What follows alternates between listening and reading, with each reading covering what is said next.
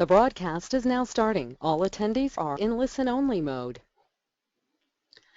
Hello everyone and welcome to the PARN webinar.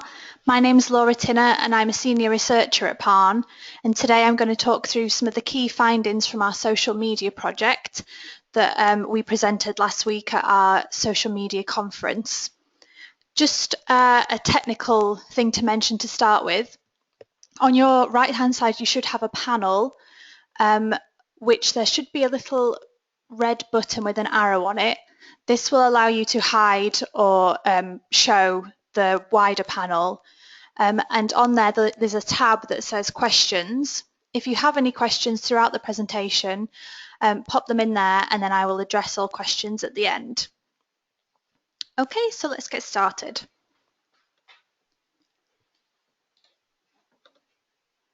So an overview of what we're going to talk about today. I'm going to briefly go over the methods and the sample to start with. And then here are some of the things that we talked about in the project. We looked at social media platforms. We also looked at how important social media is to professional bodies and how successful they are being on it. We looked at social media strategy, we looked at social media budget. We looked at the content posted on social media and the uses of the different platforms. We looked at how staff use social media and the policy implications for staff using social media. We looked at how professional bodies attempt to measure success of their social media approach, and we looked at the challenges faced by professional bodies regarding social media. So just a note about the research. This was a consortium project that was funded by the IET and the Royal College of Emergency Medicine. They also had an input in shaping the research project. A survey of 121 professional bodies formed the base of this research project, and from that we took 10 professional bodies who volunteered for in-depth interviews. So if we just have a look at the sample to start with, in terms of sector, around a third were professional bodies in the sample from the business sector, so whose members worked within the business sector, and around a quarter were from the health sector and a quarter from STEM. In terms of size, the majority of this sample were small organisations with fewer than 5,000 members. This is important to think about these things when looking at the analysis, as these kind of dimensions will affect how professional bodies answer the questions. So they're coming from a perspective of a small organisation when answering these questions about social media. So we firstly asked about social media platforms, and our first question was, do you have a corporate social media profile on any one social media platform? And 94% of professional bodies said that they do have a social media platform, and with a corporate identity, so the name of the professional body and the logo, for example, on the profile picture.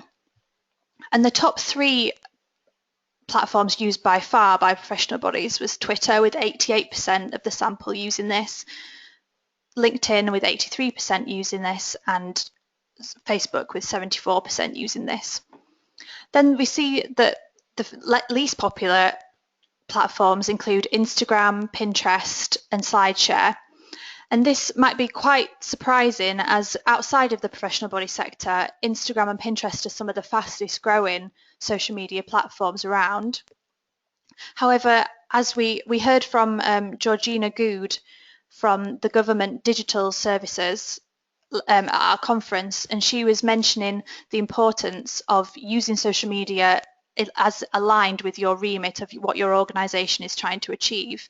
So perhaps Instagram and Pinterest, professional bodies are yet to find an organisational use that is within the professional body's remit. So we wanted to look at the reach that professional bodies were achieving, so the number of followers they were getting on their social media platforms. And we found that Twitter, on average, professional bodies received the most amount of followers, with an average of 3,085 followers on Twitter.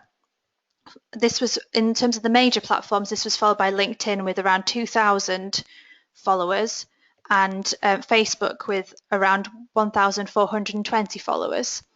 And then we can see a sharp drop off when we get to YouTube, SlideShare, Pinterest. And this is indicative of the fact that professional bodies are putting less efforts into these kinds of social media platforms. And with the case of YouTube, this is perhaps unsurprising due to the fact that with YouTube you have to put a lot more effort and resource to produce videos daily or weekly that is engaging content to get those subscribers. Also with these profiles on the right hand side here, they had a much smaller number of professional bodies actually using them, so the sample size is smaller here, which will be skewing the average number of followers in this graph. We wanted to even out the number of followers, connections and subscribers that people were achieving on social media by putting it into perspective of the membership, as all the respondents in this sample were membership organisations. So here we found that on average, professional bodies had 442 Twitter followers per 1,000 members, so professional individual members, and 242 LinkedIn connections per 1,000 members, and 184 Facebook followers per 1,000 members. So there's a number of reasons why professional bodies may be attracting different levels of followers in relation to their members. Professional bodies arguably have perhaps a luxury even to start off with social media, as they already have an audience with which to engage, who I guess have to engage with them at least once a year for their subscriptions. They may need to ask them questions about their membership. They may be partaking in qualifications. So there's lots of reasons why the audience is already there to engage with them.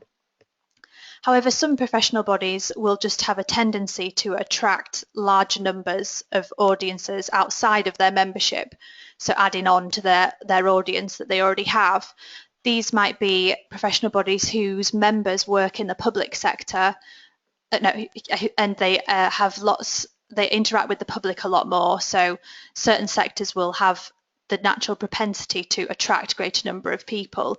They may be in the media a lot more. They may be required to answer questions a lot more to the general public. So these are some of the reasons why the numbers may vary for professional bodies in relation to their membership. So the big three, we found that unsurprisingly, these key social media platforms were the most important to professional bodies. So we found that Twitter was the most important platform to the overall professional body, and there are a number of reasons for this that we explored in in-depth interview. Some people mentioned that this was due to the fact that Twitter reached a greater amount of people than the other platforms, and it was also very easy to use and to get staff on board in posting regularly and getting all different kinds of messages out there, so from different departments. And with the small amount of characters, the 140 odd characters needed, it was reasonably easy to use. LinkedIn was also seen as important to professional bodies due to the fact that it already has that professional remit and that remit about employment, which is ideal for professional bodies to engage with their members on. LinkedIn was also seen as particularly useful for hosting discussion groups, so you can allocate different sections of your membership to discuss different topics about either about the membership or the profession. And lastly, Facebook was seen as the third most important platform to professional bodies, and this was seen as a way of targeting different audiences. However, there was some contention as to which audiences Facebook was actually targeting, with some professional bodies claiming that Facebook actually targeted younger audiences, so they would post content towards their younger members. However, some professional bodies felt that this was perhaps becoming less true, and the younger members were actually moving to platforms like Instagram, and Facebook now had a much older audience than was first thought. But Facebook its key importance here was that you were able to be more creative on Facebook, post visual content, links to websites, and it just had something extra than LinkedIn and Twitter did. So in terms of putting this importance in relation to success, and success in the sense of the perceived success of professional bodies on social media, if we take Twitter as an example, 87% found that Twitter was either important or very important to their organisation as a whole. Yet only 64% consider themselves to be successful or very successful on the platform. So here we see that the confidence that professional bodies have in what they're doing is yet to catch up to the recognition that social media is a key part of the professional body. So this may be due to the fact that there, as we found in the at the conference, there seems to be a sense of newness of social media to professional bodies. Although the big three platforms have now been around for about a decade, in terms of organisational use, and especially at professional bodies, there is a sense that professional bodies still need to do a bit of work with their social media use. Another thing that may be affecting the level of confidence in social media that professional bodies have is the idea of a social media strategy. As we found that 51% don't have a social media strategy, but they may have some objectives included in their marketing and communication strategy. And 11% don't have any kind of objectives at all. So if professional bodies are unable to measure how well they are doing or use some sort of objectives to see how successful they are being, then this will undoubtedly affect their perceived success of social media to the organisation. In terms of looking at strategy by different sized organisations, this graph displays small, medium and large organisations and their presence of a social media strategy. And we can see that large organisations with more than 20,000 members are much more likely to have a standalone social media strategy, with 57% claiming to have one of these. So we didn't find this that surprising, as larger organisations we have found tend to have greater amounts of resource, sometimes whole teams dedicated to social media. And if there's a whole team dedicated to social media, you will of course need some sort of strategy to direct them and some objectives. And smaller organisations, if there's only a couple of staff working on social media or they don't have as great amount of resource, a strategy for social media may not be as high priority. So when we look at strategy, those with a strategy versus those that do not have a strategy, in terms of the reach and the amount of audience that these professional bodies are getting, we've provided this statistic. Now this caused quite a lot of discussion at the conference. I'll just explain what this is. On the left hand side are the number of followers per 1,000 members for those with a strategy, and on the right hand side for those without a strategy. So what this tells us is that those with a strategy are actually receiving much greater amounts of followers on Twitter, Facebook and LinkedIn than those with no those with a strategy are getting fewer followers. So there may be a number of reasons for this. As I mentioned earlier, some professional bodies may just have a propensity to attract greater amounts of followers without even the need of a strategy. They may just create a profile, and because of the nature of their organisation, what sector they're working in, they just attract great numbers of followers to start with. Also, it may be a factor that those professional bodies that actually have implemented a strategy have done so because they don't have many followers, so they want to up that number, so they've thought this is time to implement a strategy. But this is interesting to note here that the presence of a strategy doesn't necessarily result in having more followers. But as we may see later, although this is a measure of this can be one measure of success, it doesn't necessarily mean that the quality of the interactions that you're having on your platforms are there. You've just greater amount of audiences doesn't necessarily mean greater engagement. So we looked at social media budget, and we found that 42% of professional bodies have a social media budget, and 36% of those have seen this increase in the past 3 years.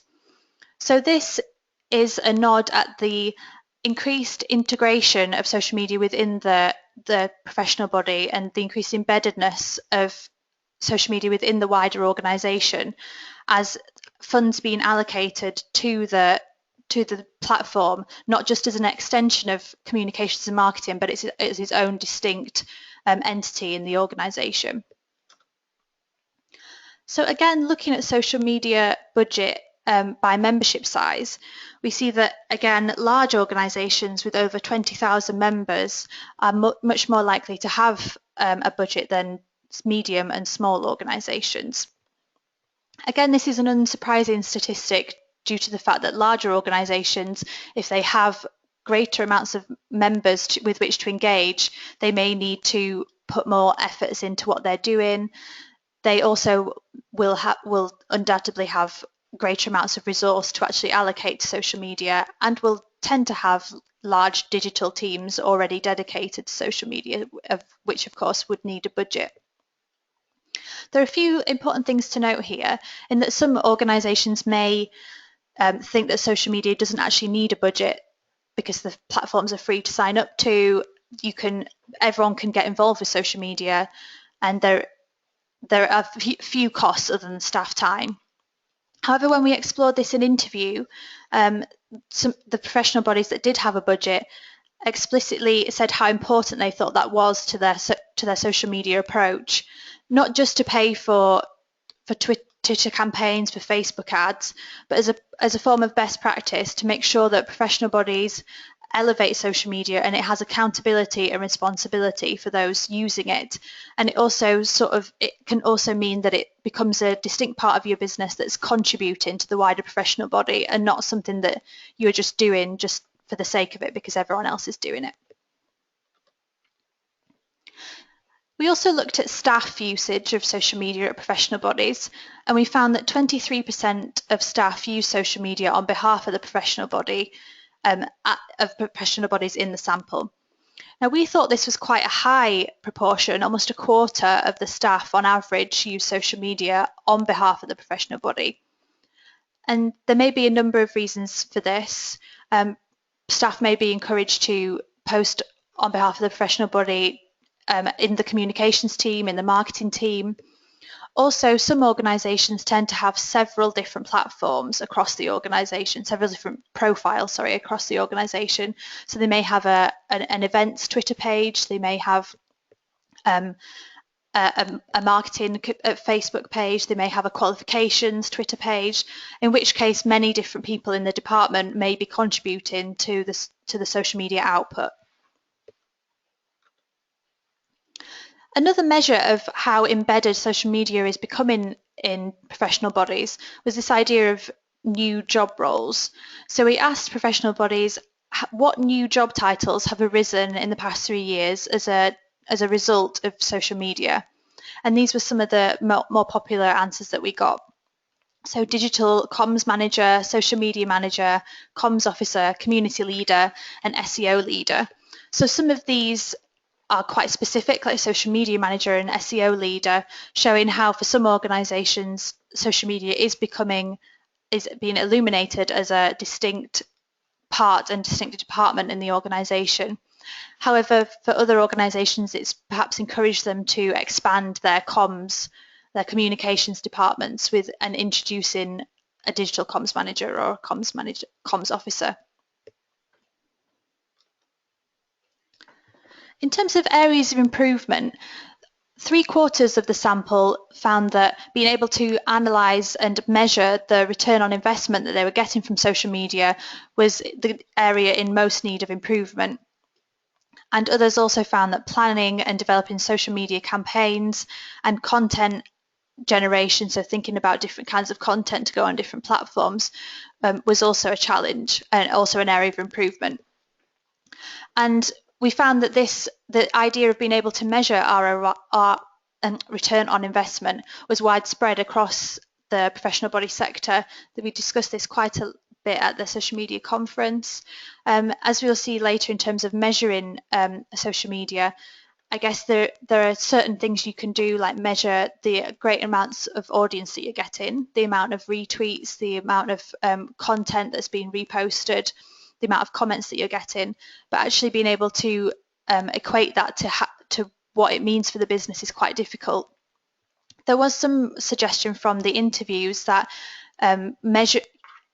creating a social media campaign for one of your campaigns, maybe for an event, and then comparing the cost of that campaign to a traditional comms campaign that you may run, and seeing how that compares as a way of trying to estimate the return on investment. Okay, so now we're going to do a quick poll. We explored social media policy in this research project, in which we're going to look at a little bit more now. So my question is, do you have a social media policy? So I'm just going to launch this now. So if you could just answer in terms of, does your organisation have a social media policy?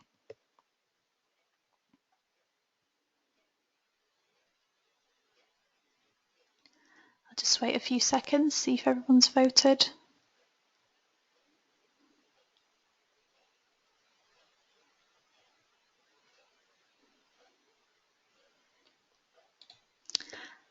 Okay, so I'll share this poll now. As you can see, 50% said yes and 50% said no. So there's a direct split in those listening to the webinar right now.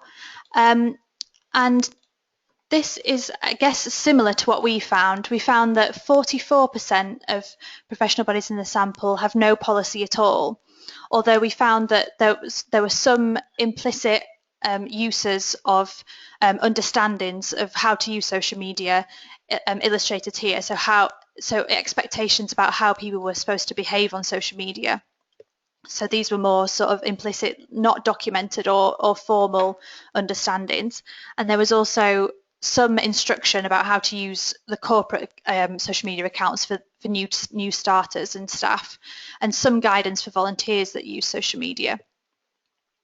So there are a number of reasons why this was, I guess, quite a surprising statistic, and we explored this in quite great detail in the conference, is that social media brings about different kinds of things extended from general communications, which we're going to have a look a little bit now.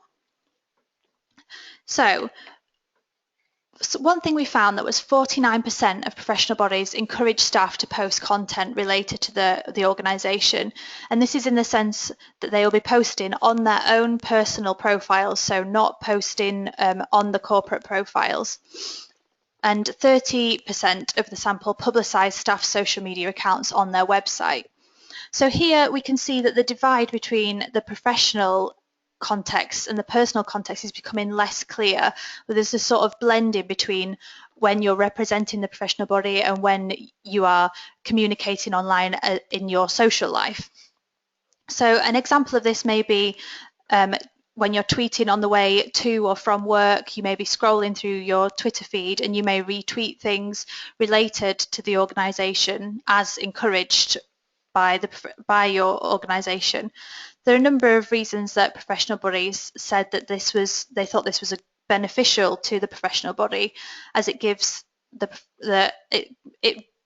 it burns away that sort of corporate identity, and it adds the personal touch, so you can see the staff members who work there. It puts a face and a name to the professional body. And however, there may be some sort of difficulties here to note in terms of policy development, as there needs to be a consideration that social media is always present. That person who's tweeting on the way to work or the way from work, they're not at work, and they are still, but in some ways they are representing the organisation they work for. But on their social media account, there isn't necessarily any rules there that they need to abide by posting on their own personal account. Also, people may be able to click onto their profile and see all different kinds of things about them, which may be fine. But in terms of that you are getting more exposure to the general public, people get to see a lot more about your staff on social media than was ever possible through traditional comms emails. Okay, so measuring success. This is another sort of hot topic within social media, And we found that most professional bodies were using these quantitative measures of how well they were doing on social media. So most were measuring initial engagement, so number of retweets, likes and reposts they were getting. So many professional bodies were using Hootsuite and Google Analytics to measure these kinds of engagements. Also, size of audience was a measure for about 3/4 of the sample. But as we saw earlier, those with a strategy tended to have smaller amounts of audience. So perhaps having huge audiences isn't necessarily indicative of how well you're doing, and perhaps just indicates what kind of propensity the professional body has to attract large audiences. Those audiences may not necessarily be engaged, they may be passive users.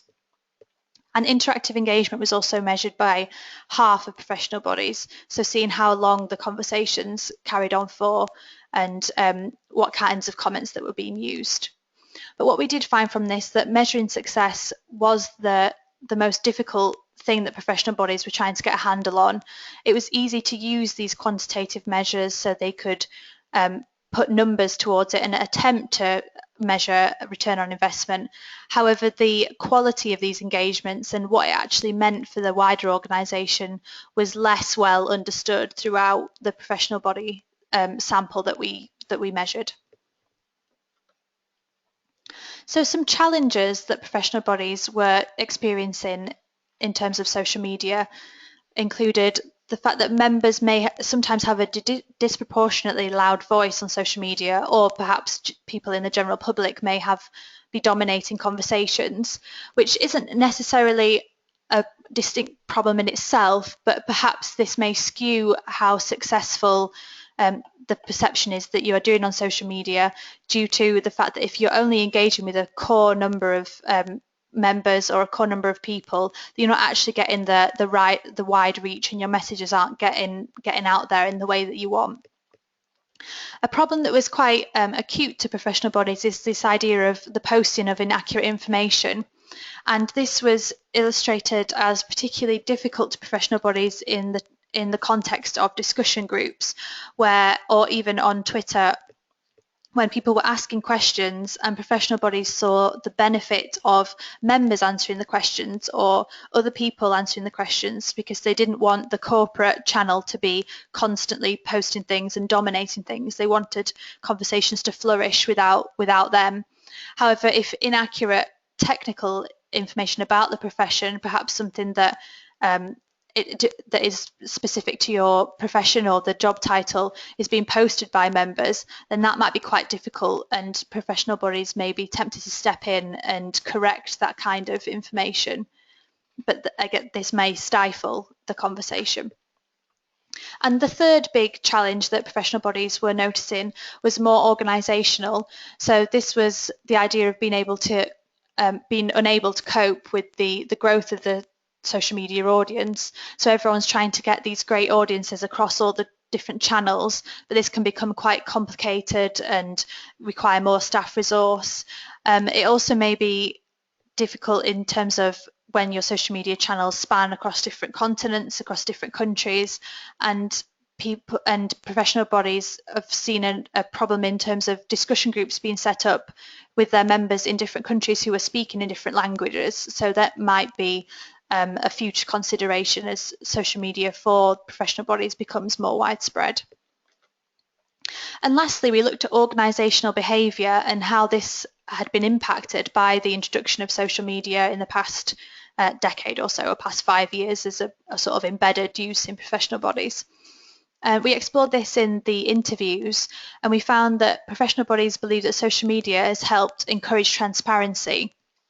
Now, this was noted in a couple of ways. Firstly, transparency outward, so externally to members and to the general public, as I guess many organisations, even outside of the sector, have felt that everything is out there to see now. All your conversations, all your complaints can be public, and so there's a sense that professional bodies are less old boys club and more out there and exposed to the general public. The second way that transparency had been introduced into the organisation was internally, as some professional bodies said that it meant that they had a greater understanding of what was going on in different departments, or what events were coming up, or what qualification deadlines there were. And particularly this was found for larger organisations that had offices in different countries. We heard from James Murphy from RICS at our conference, and he discussed their pilot of the internal social media platform Yammer, which they had found very useful in bringing unity to the professional body. So all the staff knew all the different meetings that were going on. They could talk about different things that were going on in the business, and it also helped give them confidence in how they use social media externally.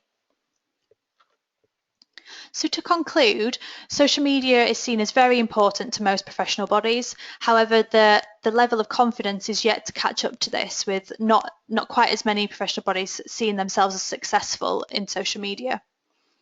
Social media is becoming more embedded within the organisational structures, so we can see this through the introduction of new job roles, through the implementation of a strategy, and increased levels of budget being allocated to social media.